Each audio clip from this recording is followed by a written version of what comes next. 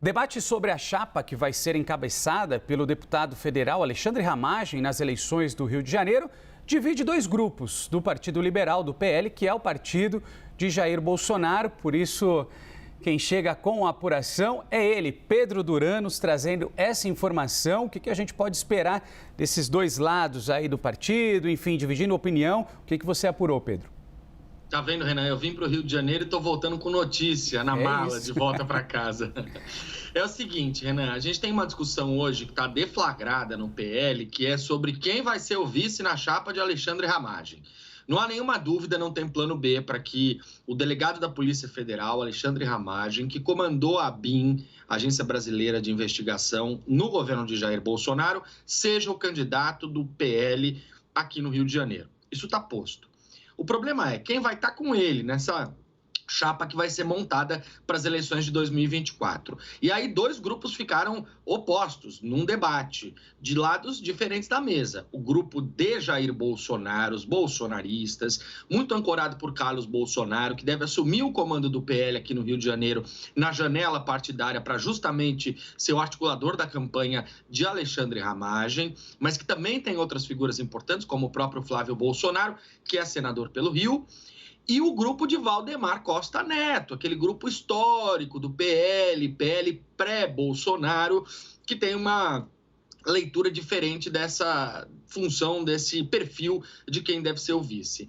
Enquanto o grupo de Bolsonaro entende que o vice precisa ser do PL, alguém muito ligado ao ex-presidente, que defenda as bandeiras dele, que tenha o discurso bolsonarista, a raiz ali muito claro, o grupo de Valdemar quer um vice político, eventualmente até de outro partido, para poder criar uma coligação que tenha mais recursos, mais tempo de TV, mais cabos eleitorais. Então, eles veem três partidos com possibilidade de se agregar à chapa de Alexandre Ramagem: o MDB, o União Brasil e o Progressistas.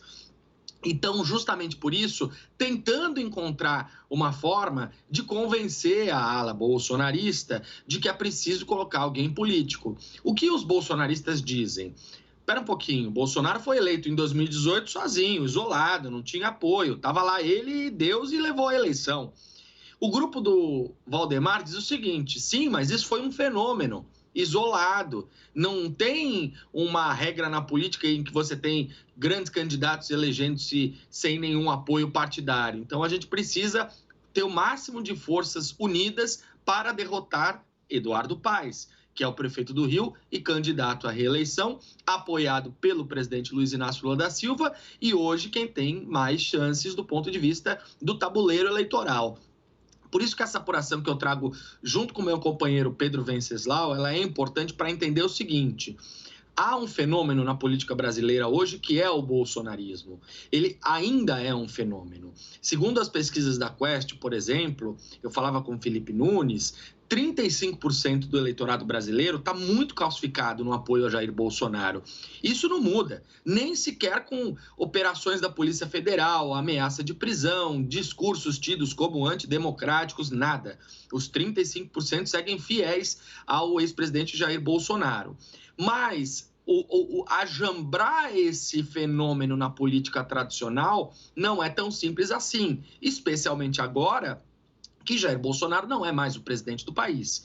Então, eles estão tentando fazer uma composição para poder fazer com que esses dois grupos, que são aliados, estão dentro do mesmo partido, se entendam e cheguem a um consenso. Um dos nomes que tem mais força hoje é o de Cristo, que é deputada federal pelo PL aqui do Rio de Janeiro. Por que Cristonieto?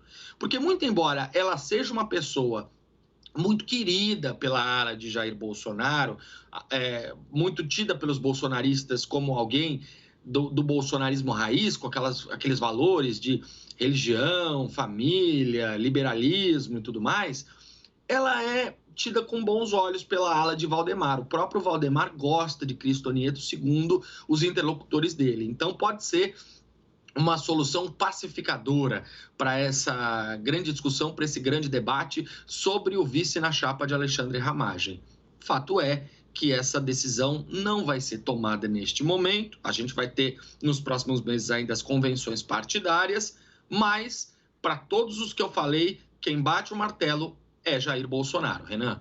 Tá certo, apuração de Pedro Duranos, trazendo direto do Rio, apurando notícias do Rio. O homem não é fraco não, obrigado, hein?